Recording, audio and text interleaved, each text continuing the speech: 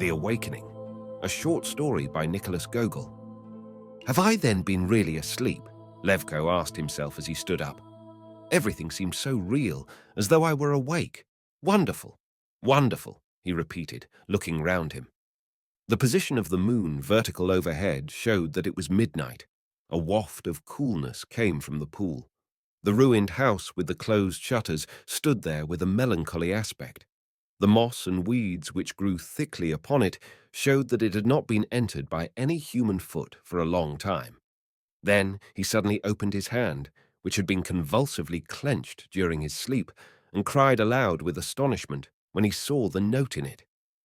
Ah, if I could only read, he thought, turning it this way and that.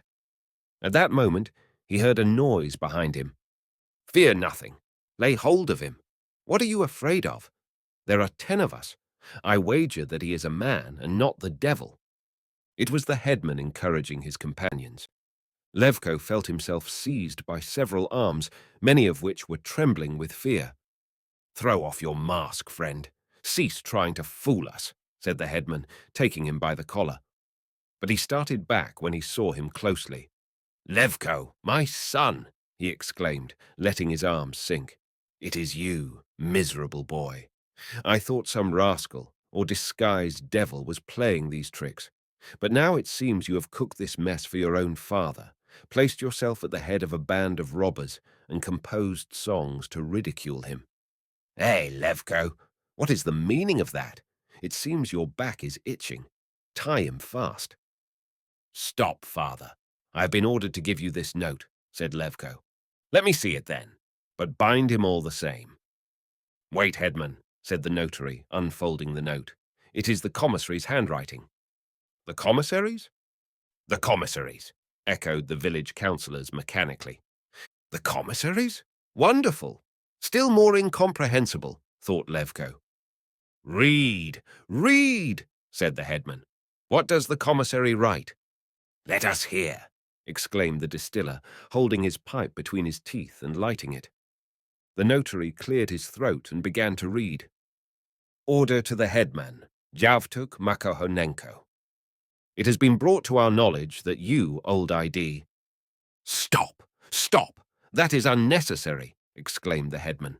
Even if I have not heard it, I know that that is not the chief matter. Read further. Consequently, I order you at once to marry your son, Levko Makohonenko, to the Cossack's daughter, Hanna Petrichenka, to repair the bridges on the post road, and to give no horses belonging to the lords of the manor to the county court magistrates without my knowledge. If on my arrival I do not find these orders carried out, I shall hold you singly responsible. Lieutenant Kozma Derkach Drishpanowski, Commissary. There we have it, exclaimed the headman, with his mouth open. Have you heard it? The headman is made responsible for everything, and therefore everyone has to obey him without contradiction. Otherwise, I beg to resign my office. And you, he continued, turning to Levko, I will have married, as the commissary directs, though it seems to me strange how he knows of the affair. But you will get a taste of my knout first, the one, you know, which hangs on the wall at my bed head. But how did you get hold of the note? Levko, in spite of the astonishment which the unexpected turn of affairs caused him, had had the foresight to prepare an answer, and to conceal the way in which the note had come into his possession. I was in the town last night, he said, and met the commissary just as he was alighting from his droshky. When he heard from which village I was, he gave me the note and bid me tell you by word of mouth, father, that he would dine with us on his way back. Did he say that? Yes. Have you heard it? Said the headman, with a solemn air, turning to his companions. The commissary himself, in his own person, comes to us, that is to me, to dine. The headman lifted a finger and bent his head as though he were listening to something. The commissary! Do you hear? The commissary is coming to dine with me. What do you think, Mr. Notary? And what do you think, friend? That is not a little honor, is it? As far as I can recollect, the notary broke in, no commissary has ever dined with a headman. All headmen are not alike, he answered with a self-satisfied air. Then he uttered a hoarse laugh and said, What do you think, Mr. Notary? Isn't it right to order that in honor of the distinguished guest, a fowl, linen, and other things should be offered by every cottage? Yes, they should. And when is the wedding to be, father? Asked Levko. Wedding?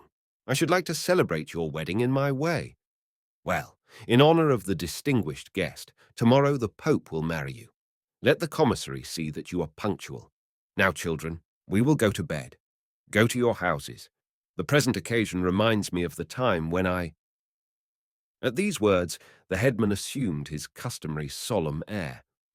Now the headman will relate how he accompanied the Tsarina, said Levko to himself, and hastened quickly and full of joy to the cherry-tree-shaded house, which we know. May God bless you, beloved, and the holy angels smile on you. To no one will I relate the wonders of this night except to you, Hannah. You alone will believe it, and pray with me for the repose of the souls of the poor drowned maidens. He approached the house. The window was open. The moonbeams fell on Hannah, who was sleeping by it. Her head was supported on her arm. Her cheeks glowed. Her lips moved, gently murmuring his name. Sleep sweetly, my darling. Dream of everything that is good, and yet the awaking will surpass all. He made the sign of the cross over her, closed the window, and gently withdrew. In a few moments the whole village was buried in slumber. Only the moon hung as brilliant and wonderful as before in the immensity of the Ukraine sky. The divine night continued her reign in solemn stillness, while the earth lay bathed in silvery radiance. The universal silence was only broken here and there by the bark of a dog. Only the drunken Kalinik still wandered about the empty streets, seeking for his house.